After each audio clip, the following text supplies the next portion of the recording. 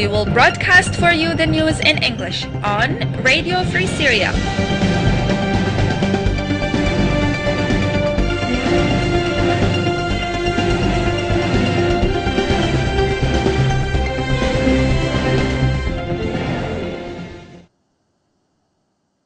Welcome to our news hour in English. I am MarwanKADRO and I will be with you during this news hour from Radio Free Syria. We will start with the headlines. Local coordination committees of Syria. By the end of Sunday, the LACC managed to document 148 martyrs, including 17 children and 4 women. 51 martyrs were reported in Damascus and its suburbs, including 10 martyrs in Douma and 9 martyrs in Hazeh. 34 martyrs were reported in Aleppo, including 20 in Azaz, 16 in Deir ez-Zor, 14 in Dar'a, 8 in Homs, 5 in Idlib, and 1 martyr was also reported in each of Latakia and Hama. Shelling has been recorded at 374 points, including 24 points using airstrike bombardments and 6 areas bombarded using cluster bombs. 2 points were bombarded using explosives barrels, 1 point using thermobaric bombs, and 1 point using phosphorus bombs. 170 points recorded from artillery shelling, 134 points were recorded from mortar shelling, and 44 points were recorded from rocket shelling in various parts of Syria. The Free Syrian Army clashed with the regime forces in 110 points, which a warplane was shot down in Taybat al-Imam in Hama, and damaging another one near Kurs airport in Aleppo, after FSA had stormed into the airport and shelled it with local bombs. A massacre committed by the Assad forces today, as more than 20 people have been killed and many injured due to the heavy shelling on Mu'addamit al-Sham in Damascus suburbs. The MiG airstrike force have dropped a TNT barrel on the market in Azaz in Aleppo, which resulted in the death of civilians. The FSA entered the village of Saida in Dar'a's countryside as they have captured ammunition and weapons from the Assad forces. We will start with Dar'a. The Free Syrian Army was able to enter the settlements of Saida as heavy battles have been heard there. The Free Syrian Army was able to destroy all the military settlements. They have killed many soldiers of the Assad forces, as others of them have been injured. The FSA was also able to take control of the hospital checkpoint, as they have destroyed it completely and captured the weapons and the ammunition in it. After that, helicopters of the Assad forces shelled the area of Saida using several TNT barrels. Until now, there are no number of deaths. 3 home buildings have been burned down due to the heavy shelling from the tanks on the village of Al-Ghariya in Dar'a. The village of Al-Taiba in Dar'a has been also under heavy shelling, as the Assad forces uses TNT barrels to shell the village.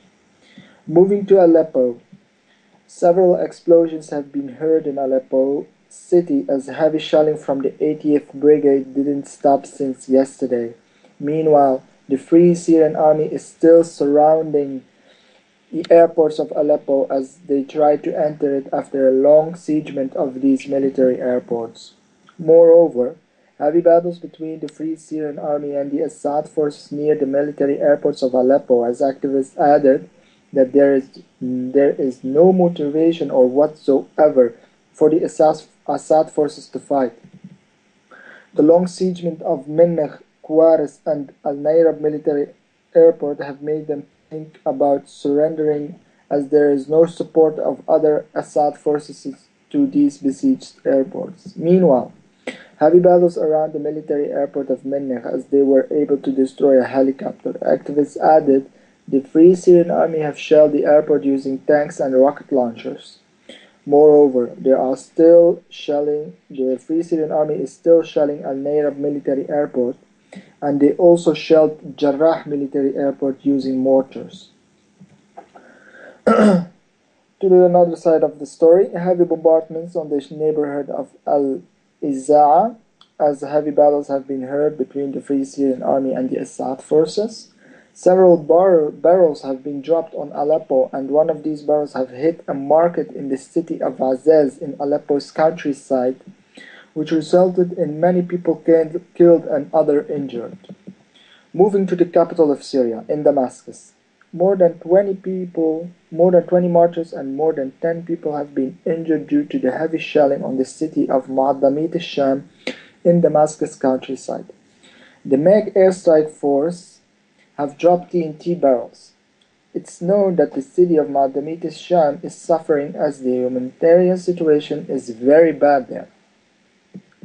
The city is under siege of the Assad forces, and the heavy shelling on it continues as there is no electricity since 2 months. Moreover, the Assad gang members are executing civilians at checkpoints. Meanwhile, heavy shelling on several neighborhoods of Damascus, and especially on Al-Asali and the villages of Arbin, Saqba, Deir al-Asafir, Shab'a, Jisrin, and Al-Maliha. The heaviest shelling was on the village of Al-Maliha, as the shelling continued for the 7th day now. In Daraya, heavy shelling with tanks, as the Assad tanks have surrounded the area trying to enter the city of Daraya. Heavy battles between the Free Syrian Army and the Assad forces near a small military base in Harasta. Moving to Douma, the Assad forces continued its shelling on the city of Douma after the massacre of yesterday, which resulted in the death of 13 people. In Beit Saham, heavy shelling on the village of Beit Saham for the 47th day, as several mortars have been dropped. The village of Al-Buwaydiyah have been also under heavy shelling. Meanwhile, more than 200,000 refugees are suffering in the capital Damascus. They are suffering the cold and the fact that there is no food nor warm clothes to keep them warm during these cold winters. Moving to the northern area of Syria, and particularly to Idlib, heavy shelling on the villages of Idlib's countryside from Al-Hamidiyya military base. These villages are Has, Ma'arat Nasrin, Kaframdal, as they have shelled the home buildings and the neighborhoods, which resulted in injuries. Heavy shelling also on the village of Jarjanas using rocket launchers from Al-Hamidiyya military base also. Heavy shelling using Fozlika on the village of Al-Bara in Jabal al-Zawiya and the city of Sarmin. In Homs, more than 17 days and the Assad forces are shelling the city of Homs and its countryside using all kinds of weapons, just like tanks, BMP cars, mortars, rocket launchers, and also warplanes. The shelling is coming from the villages that are pro-Assad and the military school at Al-Wa'ar neighborhood. Until now, more than 17 places have been shelled in Homs, and these places are Al-Rastan, Al-Qusayr, Talbisa, Al-Khalidiyya, Jurat al-Shayyah, Al-Qusur, Old Homs, Bab Amro, Jobar, Al-Sultaniyya, Hay Rabi' al-Arabi, Al-Dar al-Kabira, Tayr al-Malla, Al-Ghanto, Al-Buwayda al-Sharqiyya, and finally Al-Hula. Meanwhile, the humanitarian situation in Homs is very bad, as these areas have been under siege for more than 2 months. There is no milk for babies, as there is no bread. Hospitals are unable to help any injured civilian, as there are no medicines, and the water and electricity have been cut off since days. Moving to another story, and this time with the radical Jabhat al-Nusra. The Jabhat al-Nusra Brigade have considered themselves as one of the fighting brigades in Syria and from Syria. They said that they didn't have any cooperation with other fighting brigades in Syria, as the reporter asked them about the fact that the West is saying that Jabhat al-Nusra is linked to Al-Qaeda. The brigade added that most of its fighters are Syrians. Taysir al-Khatib, local coordinator of Jabhat al-Nusra in Aleppo, said that putting Jabhat al-Nusra on the list of terror is a miscalculation of the United States, as they are trying to separate the brigade from the Syrian people. He added that most of the fighters of Jabhat al-Nusra are Syrians, as he also admitted that there are Arabs and Muslims from other countries who came to Syria to support its people after the world have left them to their fate. However, he denied that there are non-Syrian leaders in Jabhat al-Nusra, saying that the Jabha has its leader Sheikh Al-Fatih Abu Muhammad al-Julani. Meanwhile, he said that he respects all the efforts of the other brigades and especially those of the Free Syrian Army. However, he also said that he has no connection with the opposition group which Mu'az al-Khatib is leader of, adding that they haven't do anything to the Syrian people until now. As for the minorities in Syria, Taysir al-Khatib said that they didn't attack the Christians as they respect their religion. As for the Alawites, he said, we are fighting those who are fighting us, and those who have killed our people.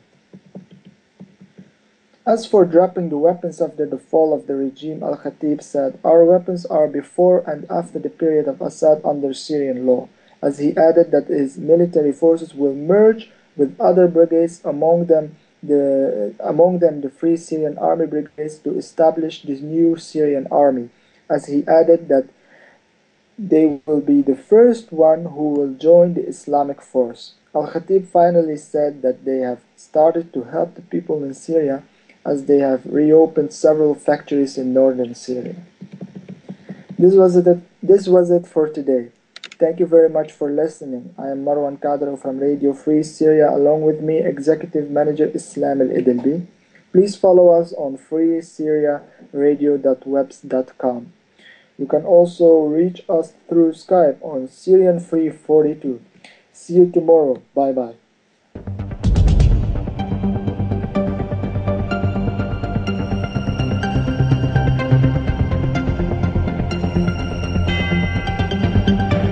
Right now, we will broadcast for you the news in English on Radio Free Syria.